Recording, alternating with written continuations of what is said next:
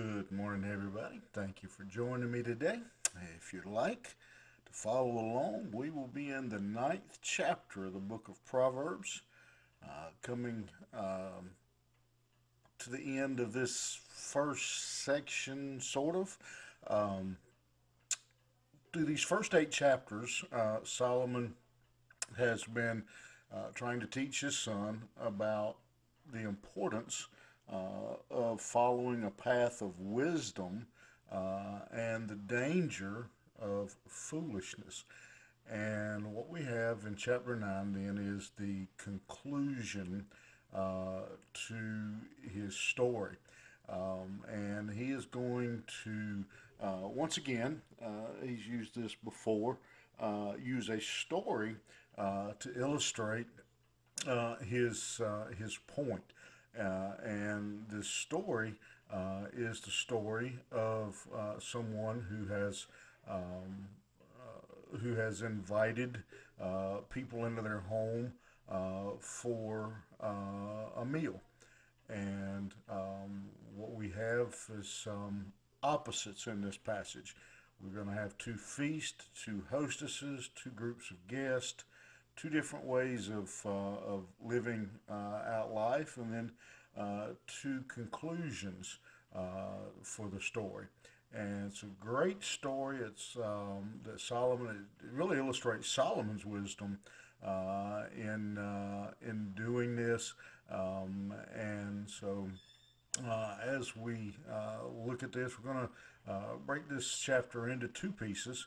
One, the first section, the first 12 verses, Solomon encourages his son to follow after the path of wisdom.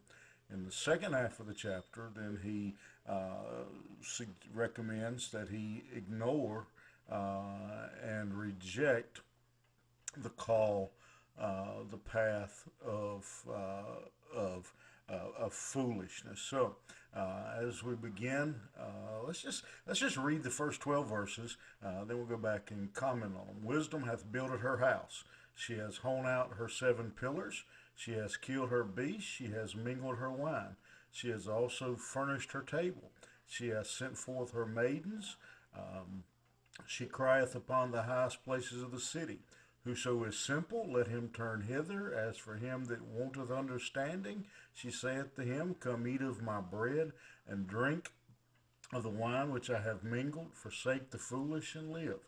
And go in the way of understanding. He that reproveth a scorner getteth to himself shame, and he that rebuketh a wicked man getteth himself a blot. Reprove not a scorner, lest he hate thee.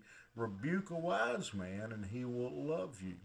Give instruction to a wise man, and he will be yet wiser. Teach a just man, and he will increase in learning.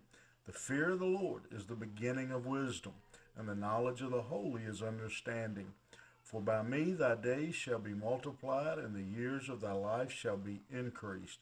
If thou be wise, thou shalt be wise for thyself. But if thou scornest, thou alone shalt bear it.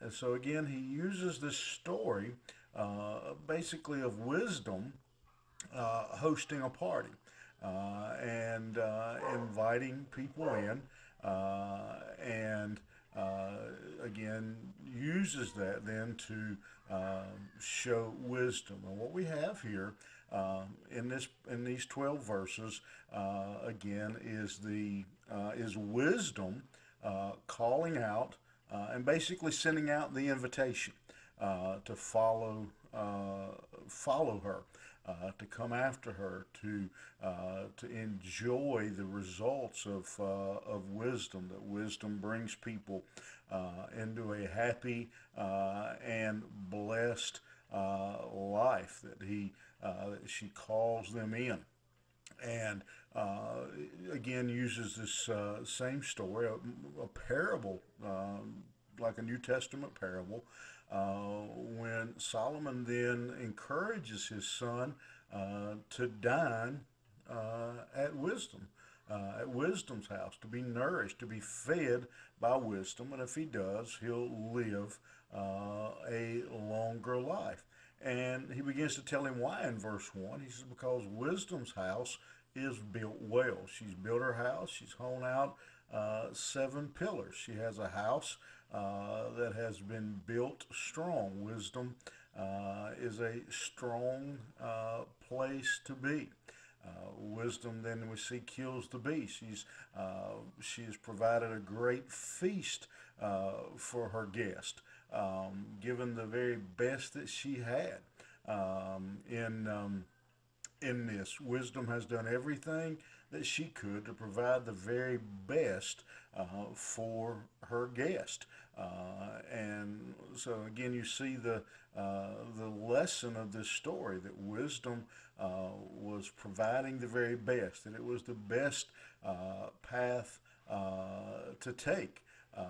Verse 3, really verses 3 through 6, she sends out her messengers to invite people to this meal.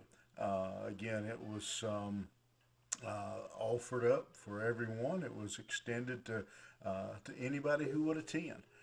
Wisdom is available. God's wisdom is available for all those who would choose to follow wisdom. So our messengers go out inviting people to come in and feast on her wisdom, that they would govern their life by the wisdom that she offers.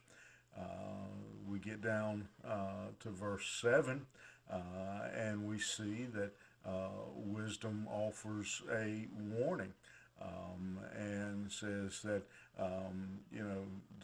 to have wisdom is not going to be easy, that everyone won't accept the invitation, and those who reject the wisdom will be angry, and they will suffer the consequences of rejecting the wisdom that God does offer to them. And she tells her the messengers that she sent out in verse 8 that they go out, and she tells them, don't fuss at the ones who refuses the lesson, who refuses the wisdom. Don't you only it says don't reprove a scorner, but rebuke a wise man. That may seem odd to you, but a wise man should be wise enough to seek more wisdom. It is basically the idea that comes across to us there. And so wisdom is, she's sending out this warning of the danger of rejecting her offer. And then finally in this section, in this first section, she says, but there is a reward for accepting wisdom.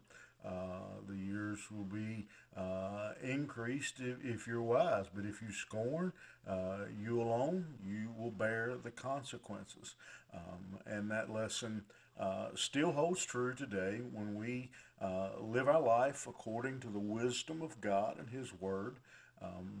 We're taught here that there is a blessing that comes with that. But when we reject the wisdom of God, there are consequences, and that each one of us, if you scorn, you alone shall bear it. You'll give an answer. You will bear the consequences for your decision-making process. And I mean, this is just this whole chapter, and as we go to the second half tomorrow, it's just such a great story that Solomon has laid out for his son and for you and I. Again, using this analogy of a hostess inviting people to dinner. God has offered us wisdom. He's offered us knowledge. He's given us His Word to show us His will, His design for our life. And then the question comes, will we come to the dinner? Will we come to the table, or will we reject it? And if we reject it, he says, you bear the consequences for refusing the wisdom that God offers. And think about that today. It's like a great dinner table, the wisdom of God. We have that choice. We make that choice numerous times in a day. Many things come along, and we have to decide: are we going to handle this situation with the wisdom of God, the wisdom of His Word, or are we going to handle it with the wisdom of this world? And I think you know which one Solomon would choose. Solomon says, come to the table and enjoy the wisdom that God offers. Have a good day, and we'll see you back here tomorrow morning.